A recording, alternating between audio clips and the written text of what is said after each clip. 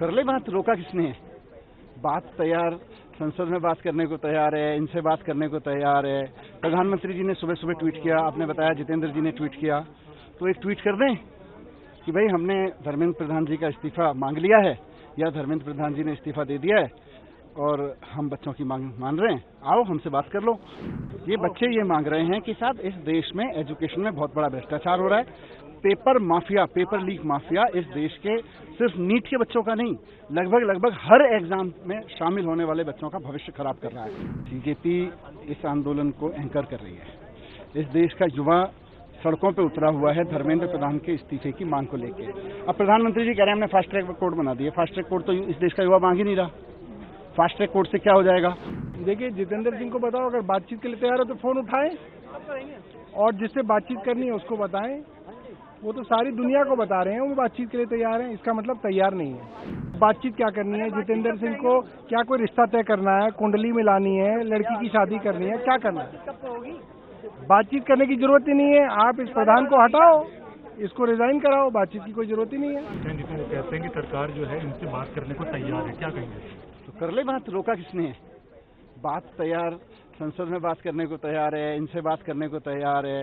प्रधानमंत्री जी ने सुबह सुबह ट्वीट किया, आपने बताया जितेंद्र जी ने ट्वीट किया, तो एक ट्वीट कर दें कि भाई हमने धर्मेंद्र प्रधान जी का इस्तीफा मांग लिया है या धर्मेंद्र प्रधान जी ने इस्तीफा दे दिया है और हम बच्चों की मांग मान रहे हैं, आओ हमसे बात कर लो। भाई ये बच्चे क्या मांग रहे हैं? ये बच्चे ये मांग रहे हैं कि साहब इस देश में एजुकेशन में बहुत बड़ा भ्रष्टाचार हो रहा है। Paper mafia, paper leak mafia इस देश के सिर्फ नीट के बच्चों का नहीं, लगभग हर एग्जाम में शामिल होने वाले बच्चों का भविष्य खराब कर रहा है। ये बच्चे कह रहे हैं कि ये जिम्मेदारी देश के शिक्षा मंत्री की है। अगर वो शामिल नहीं है तो क्लीन चिट दें, जांच होने दें, हट जाएं पद से, और अगर वो शामिल हैं तो उनके खिलाफ कार्रवाई होनी चाहिए, तुरंत उनको पद से हटाया जाना चाहिए। सर, बीजेपी एक नहीं हो या वो जंतर मंतर आए, और अगर वो इस बात से आए कि वो हामी भरेंगे, मानेंगे मांगों को, तभी वो बात करेंगे। देखो, बीजेपी इस आंदोलन को एंकर कर रही है।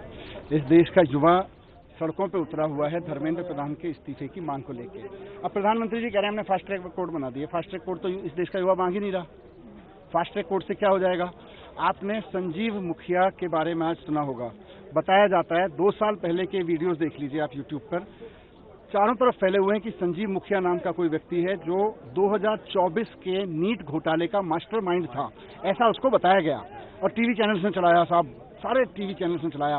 मास्टरमाइंड गिरफ्तार, संजीव मुखिया गिरफ्तार हो गया। सीबीआई ने उसके खिलाफ चार्जशीट पेश नहीं की ताकि वो 90 दिन में बाहर निकल जाए। सो मोटो बेल मिल गई उसको। आज सीबीआई ने कहा साहब ये तो दोषी नहीं था। मतलब संजीव मुखिया को बचाया गया इसलिए संभव है कि देश के मुखिया पे आंच हो रही होगी, शिक्षा विभाग के मुखिया पे आंच आ रही है, वरना संजीव मुखिया को ऐसे ही छोड़ दिया गया है। वो कह रहे हैं कि वो बातचीत को तैयार हो चुके हैं और बातचीत करेंगे। देखिए, जितेंद्र सिंह को बताओ, अगर बातचीत के लिए तैयार हो तो फोन उठाएं और जिससे बातचीत करनी है उसको बताएं। वो तो सारी दुनिया को बता रहे हैं वो बातचीत के लिए तैयार हैं, इसका मतलब तैयार नहीं है।